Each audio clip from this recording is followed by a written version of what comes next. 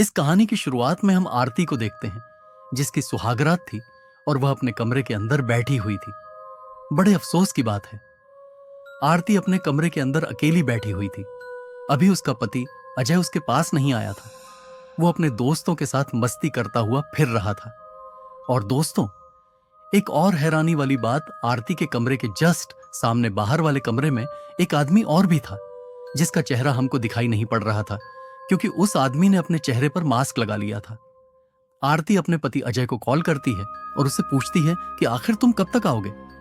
अजय उससे बोलता है कि बस मैं थोड़ी ही देर में पहुंच जाऊंगा, मेरे दोस्तों ने मुझे ज्यादा पिला दी है। एनीवेज वो जैसे ही कॉल को कट करती है, उसके बाद तभी उसके कमरे की पूरी लाइट चली जाती है। लाइट के जाते ही हम देखते हैं वही आदमी जिसका चेहरा ढका हुआ था, वो उसके करीब बढ़ता है। आरती उससे काफी पूछती है कि आखिर तुम कौन हो, लेकिन वह कुछ भी जवाब नहीं देता और आकर फौरन ही आरती के पास उसके साथ बदतमीजी करने लगता है। वह आदमी आरती के साथ जबरदस्ती करने की कोशिश कर रहा था। आरती उसे काफी रोकती है, लेकिन दोस्तों वो आदमी नहीं रुकता। वो आदमी आरती के साथ घिनौनी हरकतें करता जाता है और इसी बीच हम देखते हैं आरती की मौत हो जाती है। जी हां, आप लोगों ने बिल्कुल सही सुना। अपनी हवस को मिटाने के बाद वो आदमी आरती के मरने के बाद उसकी डेड बॉडी को ऊपर से नीचे जमीन पर फेंक देता है। इसके बाद यहां से कहानी शिफ्ट होती है और हम देखते हैं कि आरती की तेराई मनाई जा रही थी। इसी बीच वहां पर पुलिस वाले भी थे, जो कि आरती के पति अजय से कुछ पूछताछ करते हैं। वह पूछते हैं कि तुम्हें किसी पर शक तो नहीं है, लेकिन अजय मना कर देता है। सभी लोगों ने आरती के मर्डर को सुसाइड में तब्दील कर दिया था, लेकिन पुलिस वालों को शक था। वो ये कहते हैं कि यह सुसाइड नहीं हो सकती। पुलिस वाले इस केस को और आगे बढ़ाना चाह रहे थे, लेकिन तभी उनके चाचा इस केस को रफा दफा करने की बात करते हैं। उसके बाद तभी हम पूजा को देखते हैं, जो कि आरती की बहन थी। पूजा को इस बात में रत्ती भर भी सच्चाई नहीं लग रही थी कि उसकी आरती दीदी अपनी सुसाइड करके जान दे देंगी। इसी के साथ साथ पूजा जब पीछे मुड़कर देखती है तो उसे दुल्हन के जोड़े में एक औरत बैठी हुई दिखाई देती है और वो अपना चेहरा जैसे ही घुमाती है, पूजा काफी ज्यादा शॉक हो जाती है, क्योंकि वो कोई और नहीं उसकी आरती दीदी थी। पर हैरानी की बात तो यह है, पर कुछ ही टाइम बाद वो वहां से गायब हो चुकी थी। उसके बाद तभी सभी पुलिस वाले वहां से चले जाते हैं। उसके बाद यहां से सीन कट होता है और हम देखते हैं पूजा को, जो कि अपनी स्कूटी से कहीं पर जा रही थी, लेकिन रास्ते में उसकी स्कूटी खराब हो जाती है। इसी के साथ साथ कार से उसके जीजू अजय आते हैं, जो कि उससे कहते हैं कि हमें कॉफी पर चलना चाहिए। आरती की गाड़ी खराब थी और ऊपर से उसे काफी प्यास लग रही थी, इसीलिए वह अपने जीजू की गाड़ी में बैठ जाती है और कॉफी पर चली जाती है। एक ढाबे पर जाकर वो लोग कॉफी पीते हैं और उन दोनों के ऐसे बर्ताव को देखकर हमें यह लग रहा था कि अब कहीं ना कहीं वह दोनों भी एक दूसरे को पसंद करते हैं। कॉफी पीकर वो लोग अपने घर आ जाते हैं। उसके बाद तभी थोड़ी देर के बाद हम पूजा को देखते हैं, जो कि अपने घर के अंदर लेटी हुई थी। उसके पास उसके जीजू अजय का कॉल आता है, जो कि उसे बाहर मिलने के लिए बुलाते हैं। पूजा फौरन ही उनसे मिलने के लिए चली जाती है। शाम तो हो ही चुकी थी, इसलिए वह रात में उसे डिनर पर लेकर जाते हैं। दोनों एक दूसरे के साथ टाइम स्पेंड करते हैं और तभी इसी के साथ साथ अजय पूजा को शादी के लिए प्रपोज कर देता है और पूजा उसका यह प्रपोजल एक्सेप्ट भी कर लेती है। और तभी वह उसे अभी रिंग पहना ही रहा होता है कि तभी इतने में उनके टेबल पर आग लग जाती है। दोस्तों, इससे कहीं ना कहीं हमको यह पता चल रहा था कि इनके इस रिश्ते से कोई तो है जो नाराज है। उसके बाद तभी वो टाइम स्पेंड करके अपने अपने घर चले जाते हैं। रात के वक्त हम पूजा को देखते हैं, जो कि अपना मुंह धो रही थी। वो मुंह धोकर जैसे ही वॉशरूम से बाहर निकलती है, तभी हम उसके आईने पर देख पाते हैं एक चीज लिखी हुई थी, और वो था ये शादी मत करना। बाहर आते ही पूजा कांच के आगे बैठकर लोशन लगा रही थी, लेकिन इसी के साथ साथ उसके कमरे की लाइट चली जाती है और उसे मिरर के अंदर एक साया दिखाई देता है, जो कि किसी और का नहीं बल्कि उसकी बहन आरती का था। इसे देखकर पूजा काफी डर जाती है और इसी के साथ साथ उसके कमरे में उसके चीख की आवाज सुनकर उसकी मॉम आती है। वो बातों को घुमा देती है और अपनी मॉम से ये कहती है कि वह अजय को पसंद करती है और उससे शादी करना चाहती है। उसकी मॉम को पहला थोड़ा सा अजीब लगता है, लेकिन उनको इस शादी से कोई ऐतराज नहीं था। उसके बाद तभी वह अजय के घर पर जाती हैं इस रिश्ते की बात करने के लिए। वहां हम देखते हैं कि अजय भी इस शादी के लिए उतना ही उतावला था जितना कि पूजा थी। बस फिर क्या दोनों शादी के लिए राजी हो जाते हैं तो घर वाले भी कहां मना कर पाते थे। इसी के साथ साथ दोनों की शादी की बात पक्की हो जाती है और तभी वो वहां से चले जाते हैं। यहां से सीन कट होता है और अब हम देखते हैं शादी वाला सीन।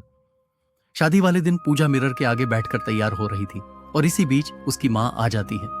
फौरन ही उसको रेडी करवाकर वहां से लेकर चली जाती है। उनके जाति दोस्तों हम देखते हैं मिरर में उसी साय को, जो कि आरती का था, काफी ज्यादा गुस्से में। वेल, आगे क्या होगा? क्या ये शादी हो पाएगी या फिर नहीं?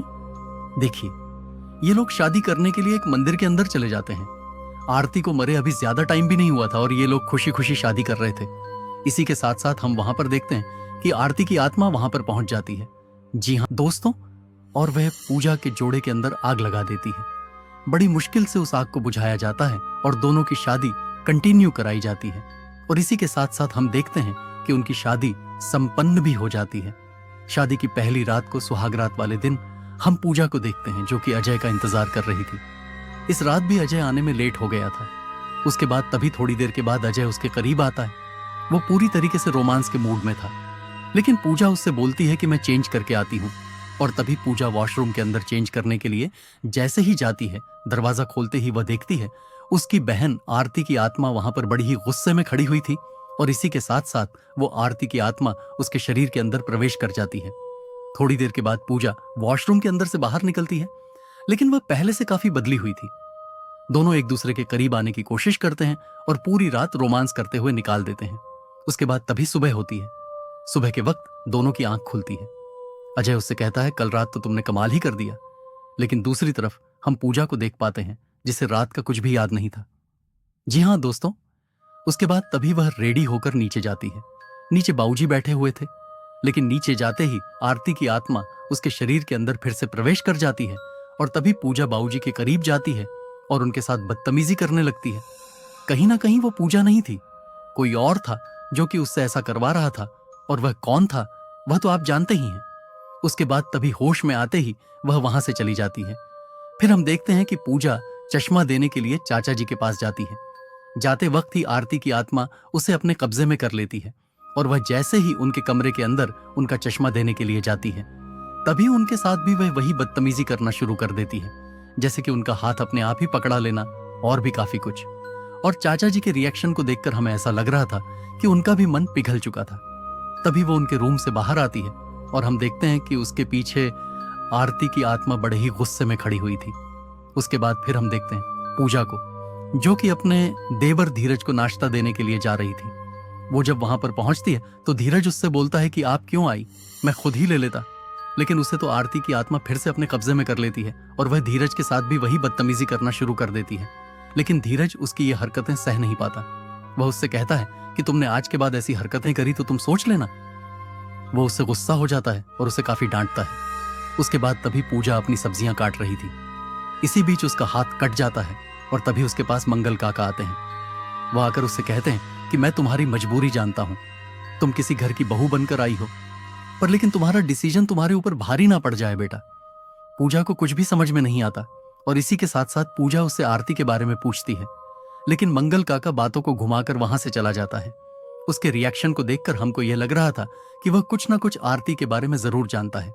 इसी के साथ साथ पूजा अपने कमरे के अंदर उदास होकर बैठी हुई थी, लेकिन तभी वह देखती है उसके सामने वाला मिरर अचानक से टूटने लगता है और तभी वो वहां से भागने की कोशिश करती है, लेकिन दरवाजा बंद हो जाता है और उसके पीछे हम देख पाते हैं आरती की उस अशांत आत्मा को, जो कि काफी ज्यादा गुस्से में थी। आरती की आत्मा उससे कहती है कि तूने मेरे पति से शादी करने से पहले एक बार भी नहीं सोचा। और इसी के साथ साथ हमको ये पता चलता है कि अभी पूजा जो बदतमीजी कर रही थी वो कोई और नहीं बल्कि उससे आरती करवा रही थी, जिससे कि वह बदनाम हो जाए और यहां से चली जाए। लेकिन पूजा उससे कहती है ऐसा कुछ भी नहीं है, मैं बस तुम्हारे कातिल का पता करने के लिए इस घर के अंदर बहू बनकर आई हूं। लेकिन आरती को उसकी बात पर विश्वास नहीं होता। पूजा उससे कहती है कि मुझे तेरा ही वाले दिन से ही शक था, मुझे पता है कि आप सुसाइड नहीं कर सकती। और वह कहती है आपके खूनी के बारे में मंगल को पता है। बस उसने इतना कहा ही था कि तभी बाहर से कुछ आवाज आती है।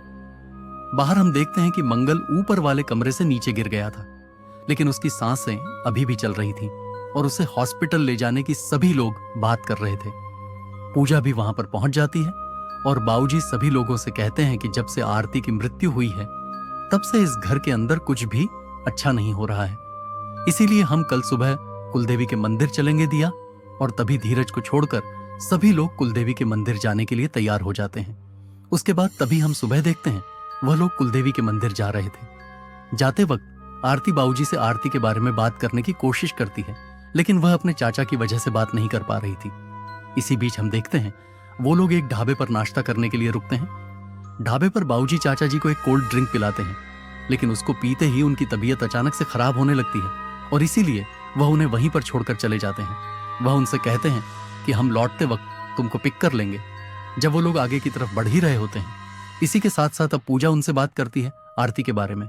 पूजा उनसे कहती है कि मुझे लगता है आरती दीदी के कातिल कोई और नहीं बल्कि खुद चाचा जी हैं।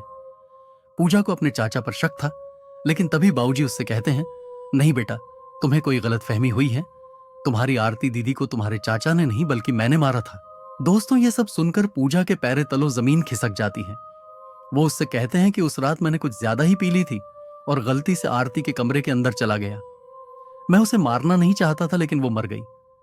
अच्छे भले मरने के बाद मैंने उसके केस को सुसाइड करके टरका दिया था, लेकिन पता नहीं तुमने हम पर क्यों शक कर लिया।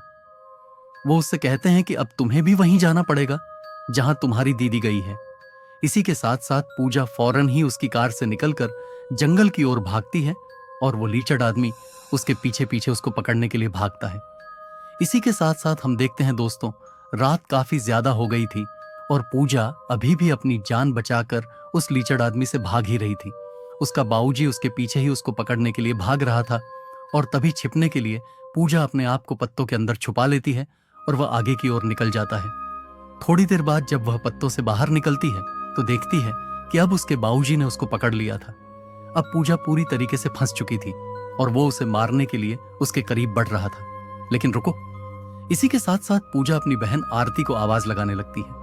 वो आदमी उससे कहता है कि मरे हुए लोगों को आवाज लगाकर कोई फायदा नहीं होगा, लेकिन वो कहां जानता था कि अभी क्या होने वाला है। इसी के साथ साथ उसके पीछे हम देखते हैं आरती की अशांत आत्मा को, जो कि काफी ज्यादा गुस्से में थी। आरती की आत्मा बड़े ही गुस्से से उससे कहती है कि अब सबसे बदतर मौत तो तू मरेगा, लेकिन वो उसे पूजा को मारने की धमकी देता है और इसी के साथ साथ आरती की आत्मा पूजा के शरीर के अंदर प्रवेश कर जाती है और उसे काफी मारती है। वो वहां से भागने की काफी कोशिश करता है, लेकिन अब आरती की आत्मा उसे कहीं भी नहीं भागने देती।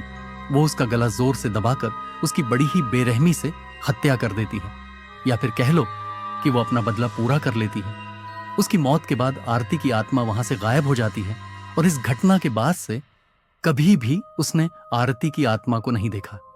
शायद उसकी भटकती हुई आत्मा को अब इंसाफ मिल चुका था। इस वाकया के बाद पूजा और अजय दोनों ही इस घर को छोड़कर शहर के अंदर रहने के लिए चले गए हैं और अब उनकी जिंदगी बहुत ही अच्छे से चल रही है। इसी के साथ साथ इस एपिसोड का दी एंड हो जाता।